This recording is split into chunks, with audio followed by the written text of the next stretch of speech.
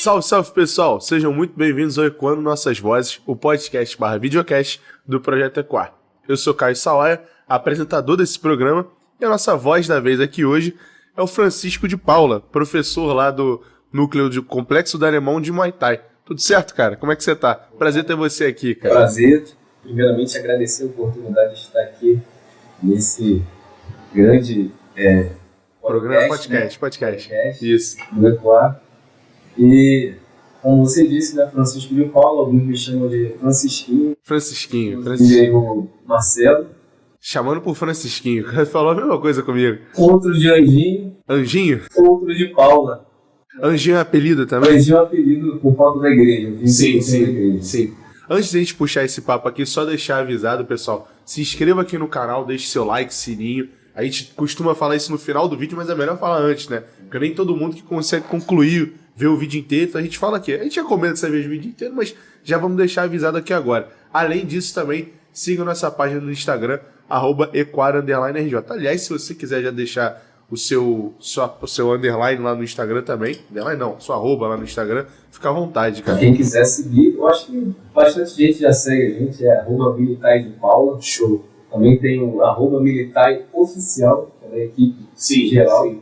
A nossa equipe tem um número de professores de todo o Rio de Janeiro. Então, quem quiser seguir a nossa página, fica à vontade, né? Aquele like. Show de bola, perfeito. Você nem precisa tanto, né? 40 mil, pô. Então você vai ter 44 mil seguidores lá já, né? Na verdade, como eu te falei, né? Quem administra a nossa página são algumas meninas, né? Que eu nem tinha muita habilidade com o Instagram. Sim. Sou um cara leigo, né? Hoje elas me colocam lá, mas que fazem todo o procedimento de botar vídeo, fotos. São elas. Ah, legal. Bom, mas vamos começar agora a falar do que interessa, que é a parte que a gente tava aqui marcando, né? No caso, cara, queria saber, você é mais um aqui hoje, nosso terceiro convidado é mais um do meio das artes marciais. E, pô, queria saber como é que você começou, cara. Hoje em dia você é professor e tal, mas como é que você começou? Chegou em projeto social? Como é que foi isso, cara? Então, eu sou de projeto, sempre fui de projeto, comecei com mais ou menos entre 11 e 12 anos, como eu te falei, um projeto social que tinha em Pintino, lá pro lado de Cascadura, né, Centro de Educação Integral, fiz judô durante alguns anos, me apaixonei pelas artes marciais. Começou no judô então, né? Fiz capoeira, taekwondo, né, e depois de velho, fiz um pouquinho de taekwondo, repetindo, né, taekwondo, que comecei um pouquinho mais velho. Aí fui me apaixonando com o Muay Thai através de um amigo, que eu fazia parte de um grupo de música, e esse amigo é meio louco, ele fazia as posições de luta. Na hora da foto? Na hora da foto. Eu falei, vou conhecer esse tal do Muay Thai aí que esse meu amigo faz. Fui conhecendo, me apaixonando, e hoje me formei professor, né? Sou formado professor, a gente dá aula em alguns lugares aí, né?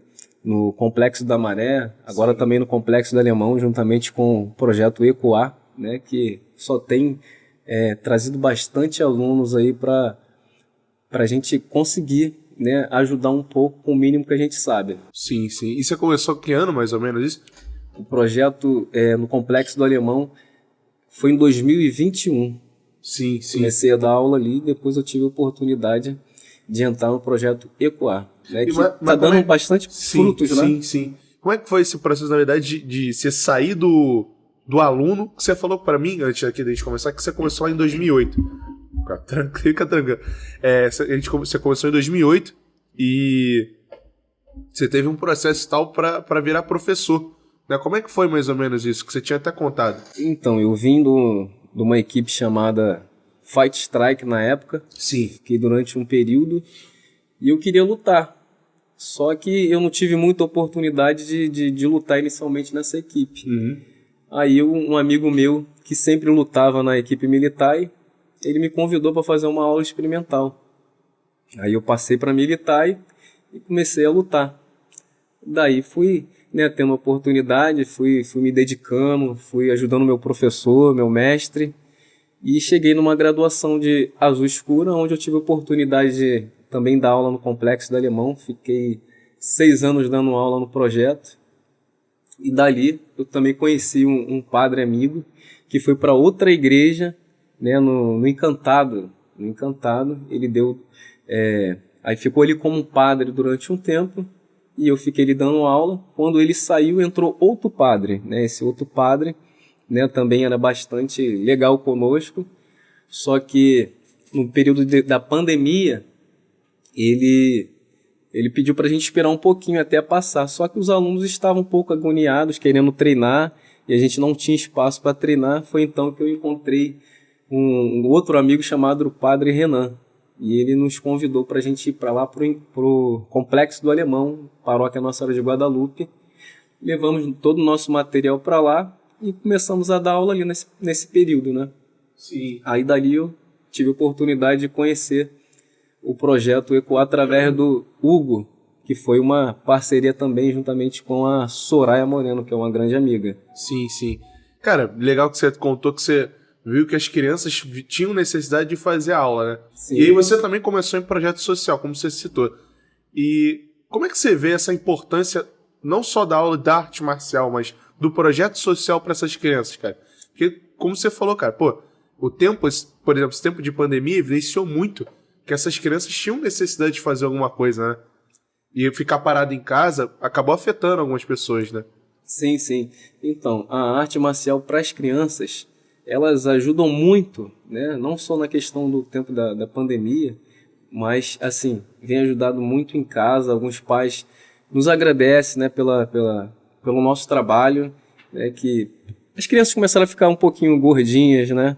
Cheinhas, começaram a comer mais, e a atividade física em si, né, ajudou bastante aí para acabar um pouco com a ociosidade, né? O estresse também com as crianças.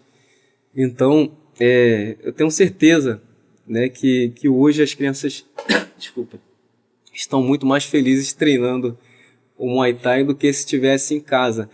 Também os pais agradecem a gente pela questão do desempenho e a forma como os alunos melhoraram, não somente dentro de casa, mas também no colégio. Sim.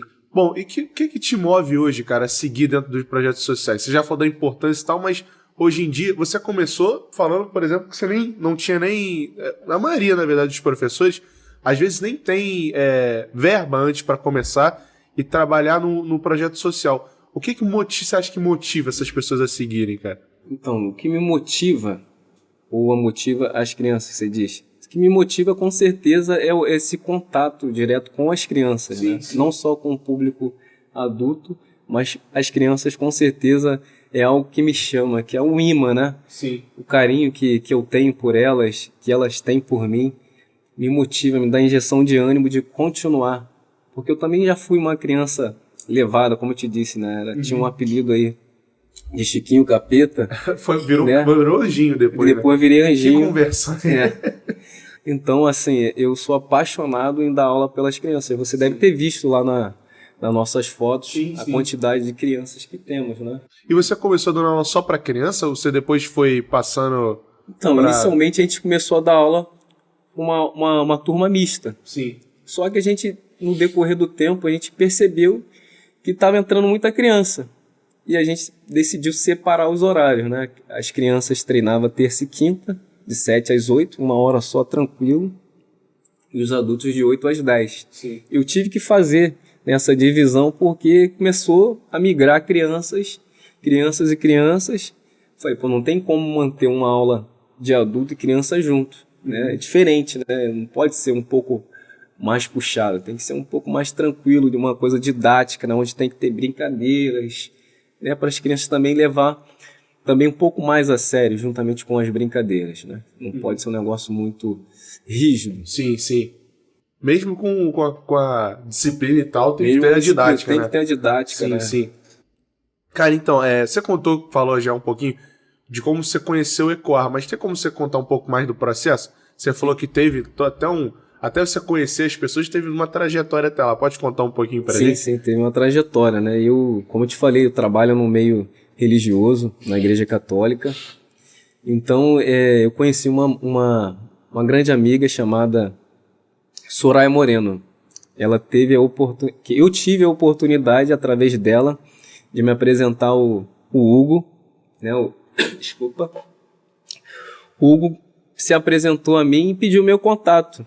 Só que mais um político para a estatística, sim, vamos dizer assim, né? Eu achei que aquilo ali não ia ressoar tanto. E no dia seguinte ele me passou uma mensagem pelo WhatsApp me convidando a levar os documentos no escritório dele, meu certificado, né, todos os meus documentos. Aí eu fui levando aquilo ali um pouco mais a sério, acreditando, porque a gente já passou por tantos processos de promessas que a gente não acreditava mais. E ele pegou meu contato, meus documentos e tal, fizemos uma reunião, com diversos professores, onde realmente dali que eu comecei a acreditar. E eu falei, pô, agora esse negócio é sério, eu acho que vai dar pra gente caminhar.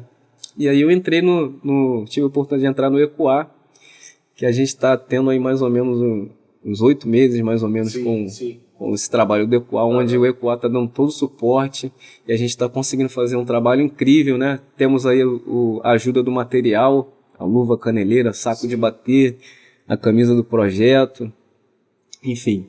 É só agradecer mesmo aí pela oportunidade que o Hugo tem nos dado, né? E também agradecer o Marcelo, né? Também que dá um suporte incrível pra gente. Cara, maravilha. E assim, conta um pouquinho lá do seu núcleo. Quantos alunos tem mais ou menos? Como é que funciona a dinâmica de horário por lá? Então, nossos treinos aos sábados, né? Temos aí mais ou menos inscritos 70 alunos, mais ou menos, né? Temos um horário aí de 4 às 5h30 de crianças e depois de 6h30 até as 22 horas dos adultos. Sim. Todos os sábados, inclusive, né? O padre da igreja, de vez em quando ele não consegue conciliar um horário vago, ele vem treinar com a gente. E a gente está conseguindo, graças a Deus, agregar bastante gente dentro da comunidade que estavam parados ali, não estavam fazendo nada, nenhuma atividade física. E a gente engloba não só as crianças, mas como também adultos e idosos, né? Tem alguns idosos aí que entraram em cerca de 65 anos. Legal isso. Né? E achavam que não poderiam pela questão da idade. Então, graças a Deus, a gente está dando bastante frutos por conta do projeto ECOA. Show. Cara, e até aproveitar, você dá aula de Muay Thai. Sim. E tem muita gente que não conhece, até aposto que deve ter alguém lá que chegou e queria conhecer mais até sobre o esporte. Tem como você contar um pouquinho pro pessoal de casa entender como funciona o Muay Thai, qual a história do Muay Thai até no Brasil, se você souber um pouquinho também, se puder falar? Então, o Muay Thai, né, tem mais de 2000 anos, né, e no Brasil a gente pode colocar que o cara que fundou o Muay Thai aqui no Brasil foi o Nélio Narja, né, que ele já até faleceu. Então ele trouxe um pouco lá da Tailândia do Muay Thai, né, juntou juntamente com as modalidades que ele já fazia, que era o Taekwondo, e começou, né, a passar um pouco daquilo que ele conheceu na Tailândia e foram formando, né, alguns professores. Até começou sendo chamado aqui de boxe tailandês no período. Era o famoso boxe tailandês, que era uma didática talvez mais fácil de ser falada, né? Sim. E com o passar dos anos, né, os professores, né, alguns alunos tiveram uma facilidade de ir para a Tailândia, que não era tão fácil assim na época. E hoje já passam uma didática de aula totalmente diferente daquilo que o Nélio Narja tinha passado, né? Hoje, realmente, os professores estão buscando mais conhecimento realmente do Muay Thai. Né? Porque antigamente era uma mistura, né, do boxe tailandês com a capoeira, também tinha um pouco do taekwondo. Enfim. E as graduações, como é que são, mais ou menos? Na Tailândia não tem graduação, não existe graduações. Na Tailândia tem os objetos sagrados, que são os prajetes, que são no braço, tem o Mokon na cabeça e o Plong Malai, que são a coroa de flores. Sim. Aqui no Brasil, durante o tempo, eles criaram, né, o sistema de graduação para também não virar uma bagunça, né? Porque lá na Tailândia não tem graduação, pô, eu vou fazer um pouquinho de Muay Thai aqui e já vou começar a dar aula, não é assim. Então esses caras mais antigos aí, falando do Nélio Narja, criaram o sistema de graduação do Muay Thai, que vem a branca ponta vermelha, vermelha ponta azul, azul clara ponta azul escura ponta preta e a preta. E as outras graduações de mestre, né, por conta do trabalho com o tempo, né? Sim, sim. Cara, e assim, você já tá trabalhando aí no Muay Thai, você começou em 2008, já tá dando aula desde 2016, mais ou menos você falou. Sim.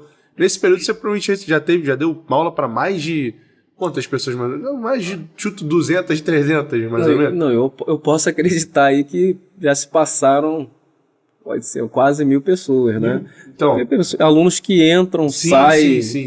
saem, alguns a gente consegue até hoje ter amizade, né? O respeito e o carinho, mas tem gente que entra, sai, e se a gente fosse botar na ponta do lápis a quantidades, eu acredito que muitos professores também têm a mesma mesmo pensamento, é mais de 1.000 alunos. Nesse tempo aí, pelo menos nesse meu tempo, né? Muito mais, eu acho que talvez muito mais de 1.000 alunos que se passaram nesse tempo que a gente treinando. Entre esses 1.000 alunos, possivelmente cada um tem as suas motivações, né? Tem alguns que entram, até como você chegou a falar pra gente, querendo mais justamente pra brigar, não pra brigar, mas pra ter uma arte marcial na cabeça, aprender uma arte marcial, outros para tentar entrar, pai e mãe querendo colocar no meio da disciplina, outros mais por autodefesa, mas também tem gente que entra até para perder peso. Sim, né? Sim. Até porque é cientificamente comprovado que o Muay Thai é uma das modalidades que mais queimam calorias, que mais colocam pessoas em forma física, melhora a qualidade de vida e tal. Isso é uma coisa até que eu queria te perguntar. Você acha que existe um preconceito desse tipo de aluno entrando no Muay Thai? Inicialmente eu acho que o aluno ainda fica um pouco meio que receoso de entrar, né, pela questão de ser arte marcial, mas quando ele tem uma referência de um amigo, né, que teve uma mudança principalmente do corpo aí através da modalidade, eu posso colocar aqui como exemplo a Daniela, que hoje é a instrutora da nossa equipe, é minha mulher, minha esposa. Sim. Ela, quando ela iniciou comigo, ela chegava a bater quase 80 quilos. E com o tempo ela foi perdendo peso, chegou a bater 55 quilos, foi atleta, né? Lutava. Hoje, inclusive, ela também faz parte do projeto, dá aula lá com a gente. E é exemplo para bastante gente que se espelha nela, que essa perca de peso, onde a gente teve inúmeros casos de alunos que perderam peso através da modalidade mesmo, aí, incentivando um ou outro. Eu mesmo posso colocar que quando eu comecei o Muay Thai, eu pesava mais ou menos uns 75 quilos, fazia musculação, achava que era um cara forte, só porque fazia musculação. Mas quando eu comecei a fazer Muay Thai, cara, meu desempenho físico foi melhorando, né? A parte que eu não fazia na academia, na musculação, que o professor sempre falava, você tem que fazer 15 minutos de bicicleta, de esteira, e aquilo ali era algo chato, que muitas das vezes eu não fazia. E eu comecei a fazer, né, o Muay Thai, tinha muita parte física, onde eu perdi bastante peso, né, foi tendo uma definição mais rápida. Então eu acredito que o Muay Thai ajuda muito nisso daí, na questão da perca de peso. Não só a questão de disciplina, hierarquia, sim. Arte marcial em si, mas a perca de peso é algo fantástico, que muda muito na nossa vida. Até aproveitar para sair desse ponto da parte da atividade física e entrar nesse último tópico que você falou, da arte marcial.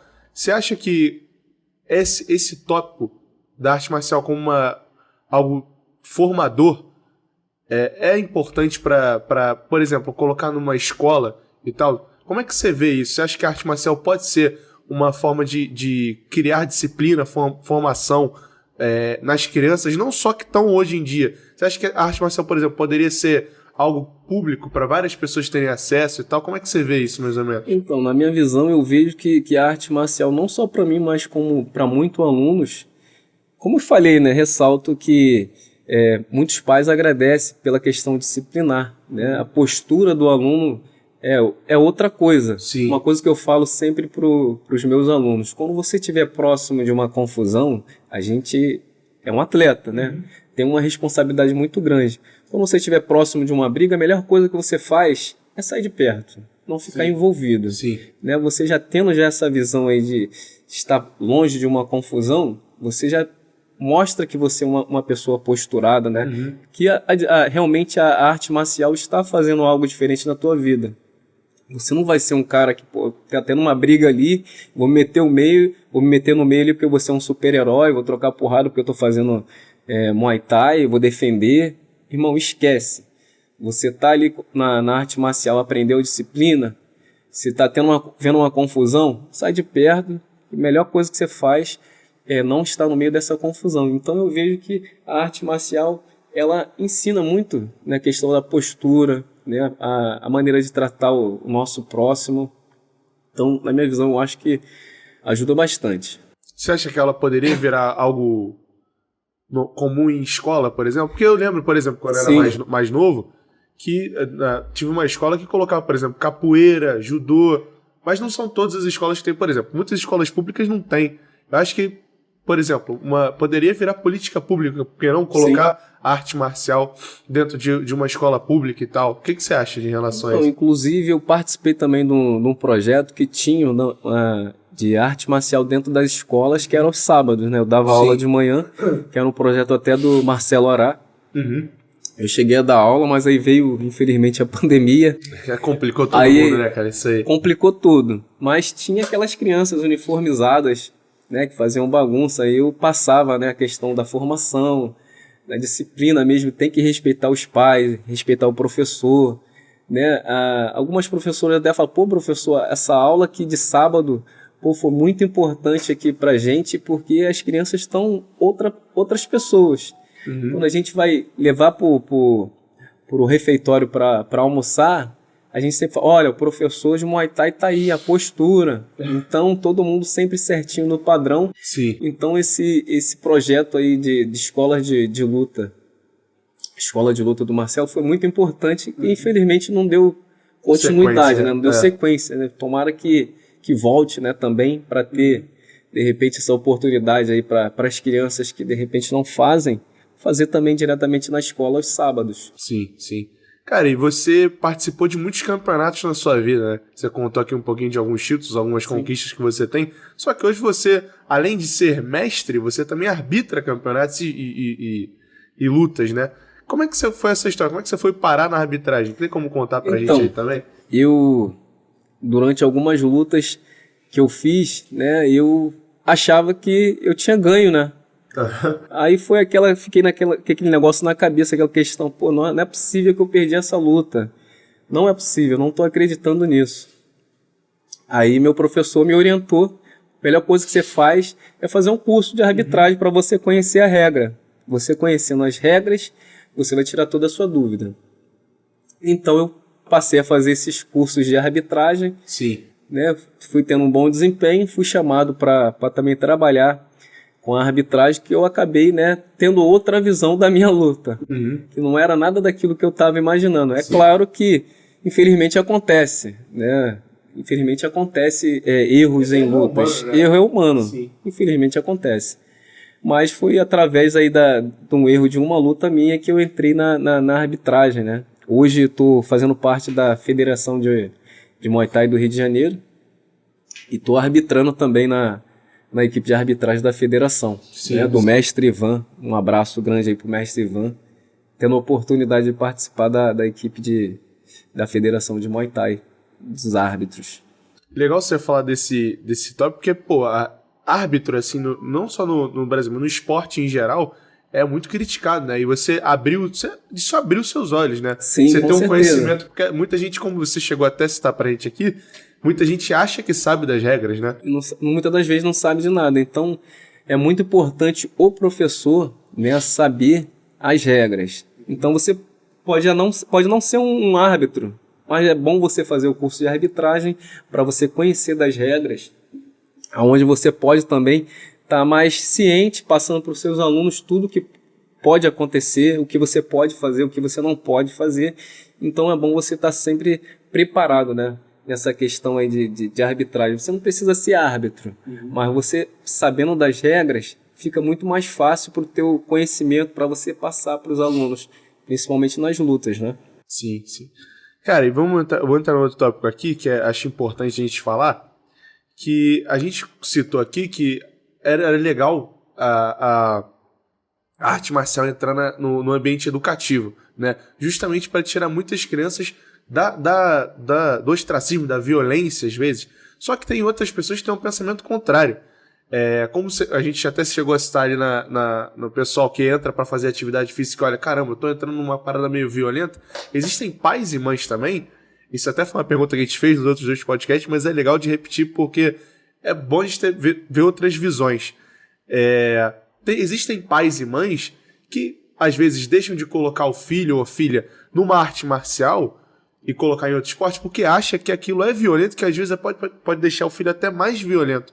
O que você falaria para um pai ou uma mãe assim para tentar convencer ele ao contrário, de colocar ele nesse ambiente da arte marcial? Então, eu indico, né, a arte marcial aí, dando uma injeção de ânimos aí para os pais, para ter a oportunidade de colocar o teu filho numa arte marcial independente da modalidade, sendo jiu-jitsu, capoeira, muay thai, taekwondo, não são inúmeras artes marciais, porque a arte marcial com certeza vai ajudar a disciplinar na questão hierarquicamente da arte marcial. Agora, é lógico que a educação vem de casa, né? Sim, os pais que têm que fazer a sua parte. A gente colabora com a questão disciplinar. Não vamos dar educação. Então, é vocês que vão fazer essa parte da questão da educação.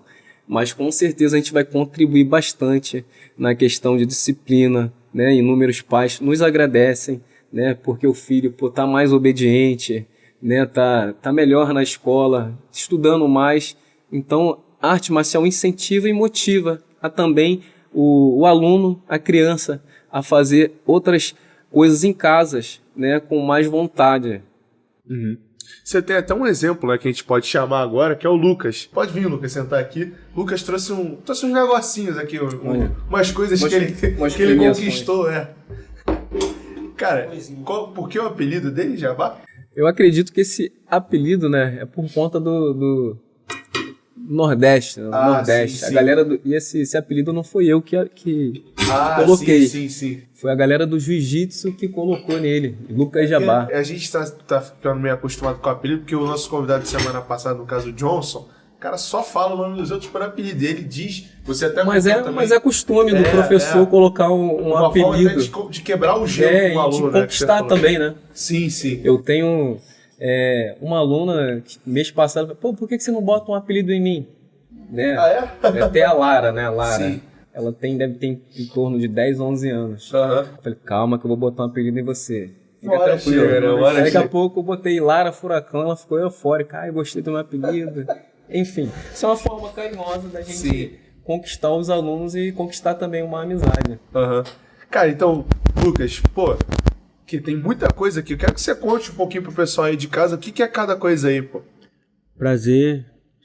Muito obrigado por dar essa oportunidade de a gente apresentar um pouquinho do nosso trabalho. Então, temos aqui algumas conquistas, né?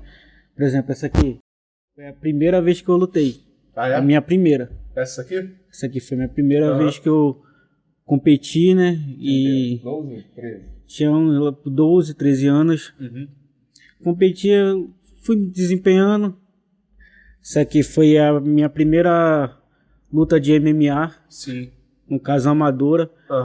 Graças a Deus também saí com a vitória. E aqui tem um pouquinho da liga. Isso aqui é final da liga. Sempre tem uma disputa do melhor ali do ano com o segundo melhor. Na sua categoria.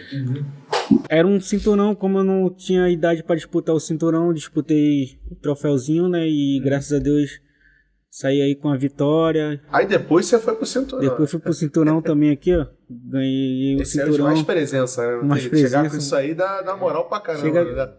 Dá uma moral, dá um incentivo pra galera da equipe, né? Como ele me falou, me tornei uma referência, entre aspas.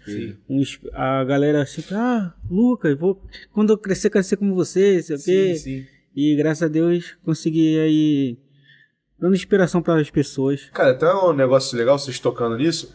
Não sei se também falam, acho que provavelmente devem falar o mesmo para você. Como é que vocês se veem pros alunos que olham assim vocês como espelho?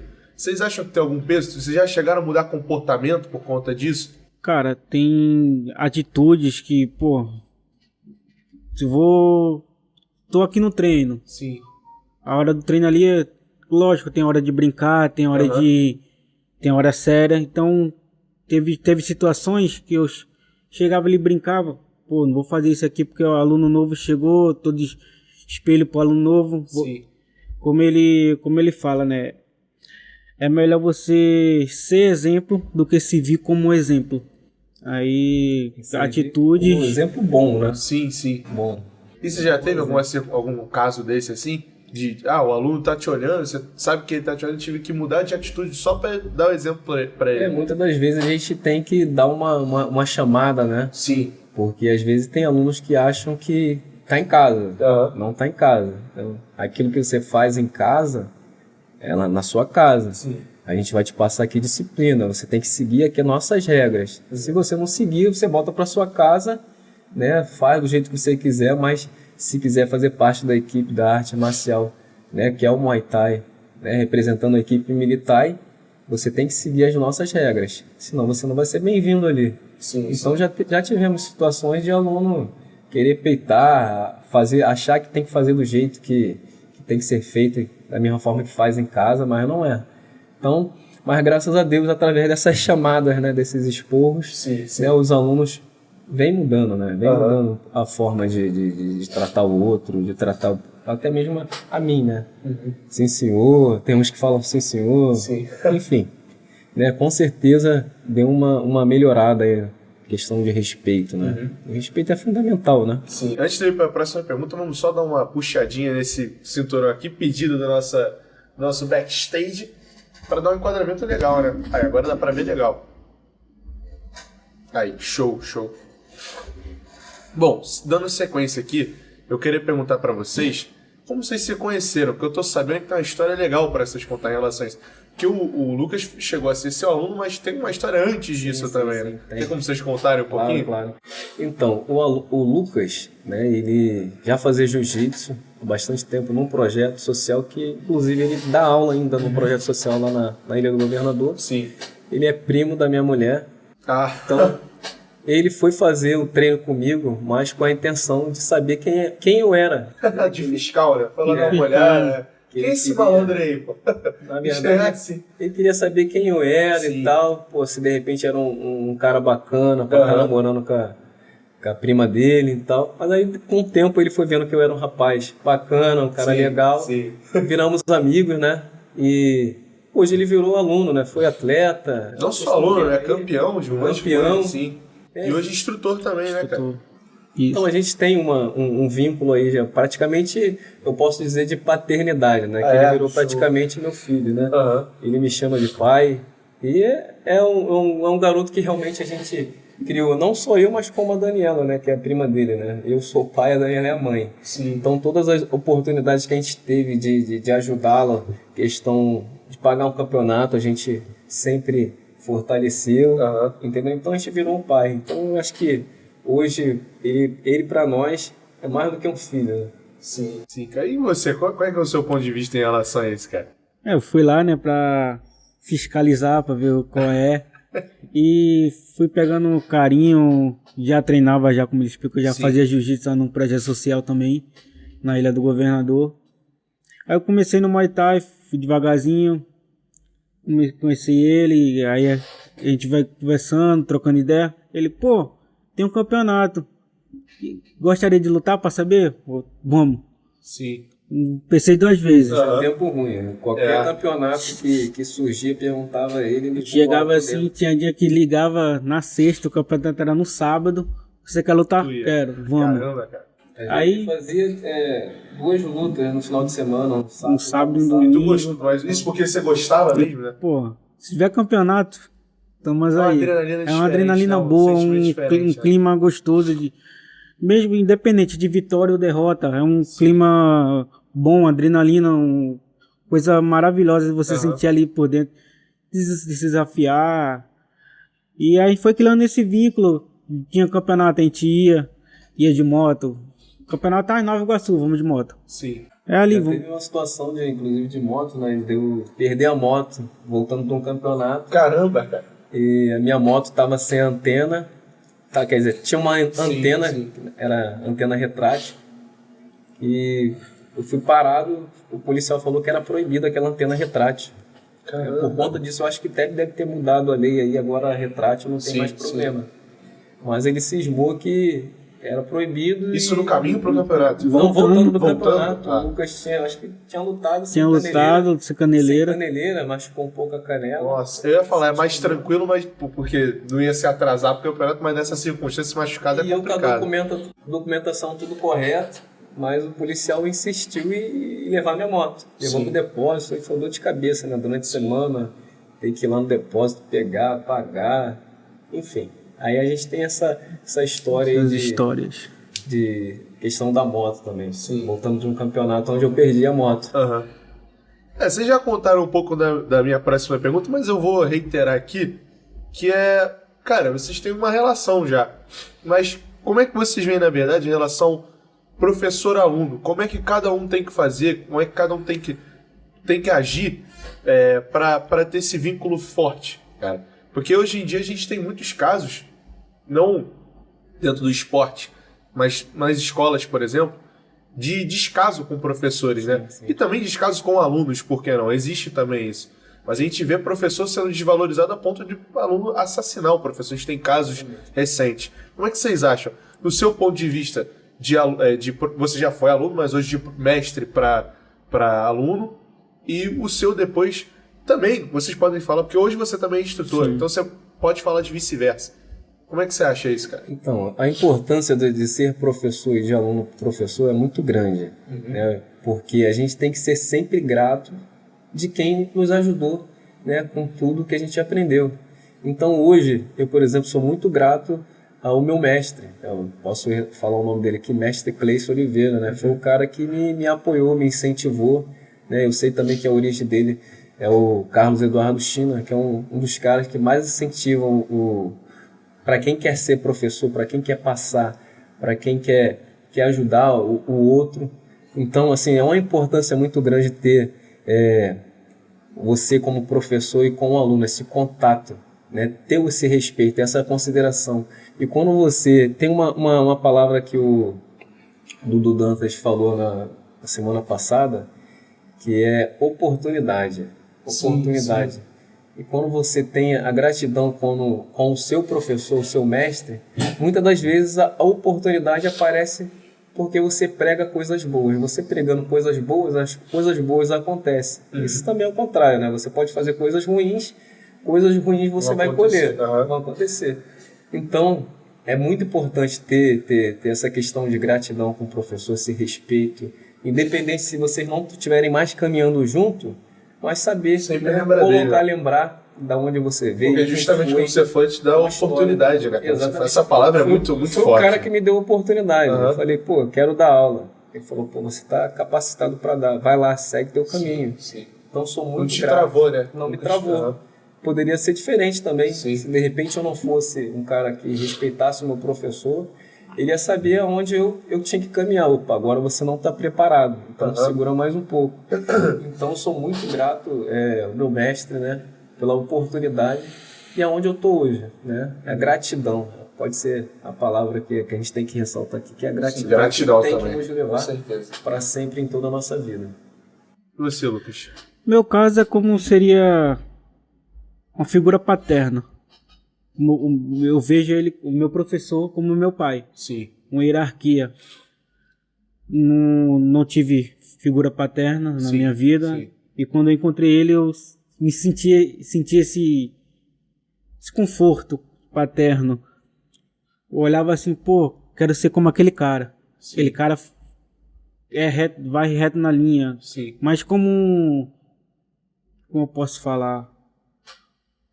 Uma pessoa correta. Sim. Pessoa correta. Então, desde quando eu cresci, eu comecei com ele muito novo. Comecei com 12. Hoje eu tenho 22. 10 anos já. 10 anos já de trabalho, de conquistas. Então, eu olhava ali, ó. Já era para ser preto. Era para ser preto. Sim. Eu tô formado. Parou um pouquinho por conta de trabalho. Sim, acontece. Mas voltou. É isso que é importante, né? Ele lutava na categoria de 64 quilos. 64. Hoje em dia eu tô com 100 quilos. Mudou um pouquinho a categoria. Mas enfim, nunca é tarde. Né? Aham, com certeza, com certeza. Então, como eu vejo como... Palavrinha que não sai na cabeça, mas... Como uma referência. Referência, isso Isso. aí. Eu vejo ele como minha referência. Até uma parada legal que a gente... Talvez fosse a última pergunta, que é como você vê o Francisco. Mas agora que você contou um pouco, eu vou perguntar pro Francisco como é que ele vê o Lucas hoje. Como mestre. Como mestre e como uma pessoa também. Então, né, eu vejo o Lucas também como, além de considerar também como filho, né, como uma referência. Hoje ele é espelho para todos os outros alunos. Uhum. É um cara que realmente ouve, é um cara que realmente faz, porque aquilo que eu peço para fazer ele faz. Pode ser até que em pensamento ele fala, poxa, eu não estou com vontade de fazer, mas eu vou acabar fazendo aqui porque é meu professor, é meu mestre aqui. Sim, sim. Então ele é um exemplo muito, muito grande ali no nosso meio para a galera que está chegando agora. A galera que às vezes quando faz um sparring com ele, né, bota lá no Instagram, Facebook, pô, o sparring que é esse monstro, né, que é essa fera. Sim. Então a galera gosta muito de ter esse contato com ele, né? Então ele é uma referência grande, com certeza o nosso meio ali na equipe Militai, né? Militai de Paula. A Militai é grande, né? Como eu te falei, tem diversos professores e ali a gente atua na Maré e no Alemão. Militai, pô, tem Nova Iguaçu, Campo Grande, Jacarezinho, Manguinhos, pô, tem diversos lugares que você possa imaginar. Tem diversos professores assim como é espalhados. Quarta também, né? Quarta, todos os lugares o Militai também tá. É isso aí, graças a Deus, né? Cara, eu espero, né? Espero também a gente ter uma oportunidade também de conseguir colocar um núcleo EQA no Complexo da Maré para a gente conseguir abranger mais gente, né? Conquistar mais pessoas, dar oportunidade. Tomara, cara, tomara. A gente tem uma equipe, né? De instrutores aí que a gente pode, né? Dar esse suporte. Se a gente tiver essa oportunidade de colocar, a gente já tem, graças a Deus, pessoas aí preparadas. Se depender do trabalho de vocês no alemão, já tem, pelo menos o meu, aqui minha opinião não vale muito lá não, mas por mim já colocava lá na Maré também, cara, porque o trabalho de vocês no alemão, pô, sério, do caramba, cara, graças do caramba. A Deus. Na semana passada nós fizemos, ele não conseguiu ir, né? Fizemos um aulão. Sim. Ali para agregar mais pessoas na praça do Complexo do Alemão, onde a gente conseguiu atrair mais jovens. No treino deu 40 pessoas. Ou seja, se a gente estiver fazendo sempre um aulão assim diferente, uma praça, por mais que a gente tenha o nosso espaço de treino, vamos fazer uma aula diferente aqui na praça para atrair mais alunos. A gente vai estar ecoando. Então, pô, se a gente tem às vezes no treino 25 alunos no treino, e a gente conseguiu num aulão de 40, imagine se a gente fizer direto aí, quantas pessoas a gente vai ecoar por aí. Né? Então, eu já até combinei com a nossa galera lá do Complexo do Alemão, da gente fazer, né, pedir autorização à associação para estar fazendo uns aulões desse uma vez por mês, para a gente estar agregando bastante alunos e ser conhecido. Ecoar, ser conhecido. Na comunidade, com certeza, tem diversos projetos, né, sociais, mas eu acho que o EQA hoje está com uma força muito forte, está sendo bastante conhecido. O EQA vem lá da área do Teresópolis, Friburgo, né? Todo o Rio de Janeiro, na verdade, já tinha, tá, mas eu acho que regiões. Eu acho que iniciou lá, né? Tem lá em Petrópolis, mas também já começou aqui também. No Unirio, que foi, no caso, o primeiro, já tinha núcleo aqui. Já. Mas não era tão conhecido como hoje. Não, né? Porque hoje a gente já tem uma expansão grande. Então, e tá seguindo, aumentando, expandindo.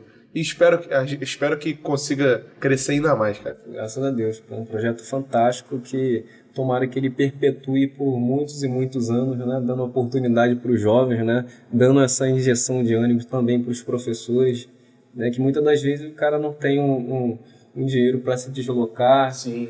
Enfim, então, com certeza o projeto tem ajudado muito, né? E o professor tá mais animado para dar aula.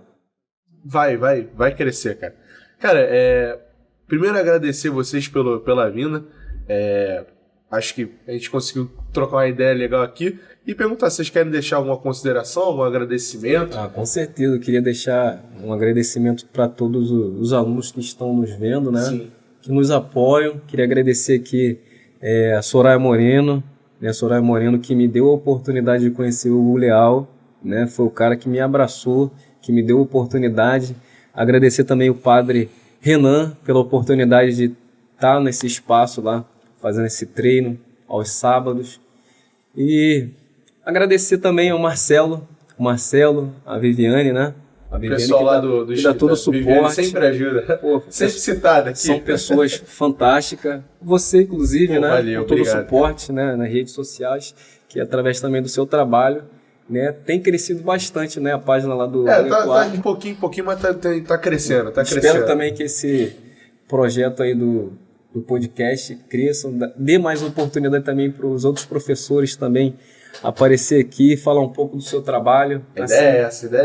Eu tenho certeza que vai crescer bastante e o projeto vai deslumbrar aí para frente. Tomara, cara. Pô, obrigado por agradecer a gente. Pô, Lucas, quer deixar um alô para alguém, um abraço? Um abraço aí para toda a galera que tá assistindo a gente. Deixa o like, compartilha, curte. Ajuda muito falar isso.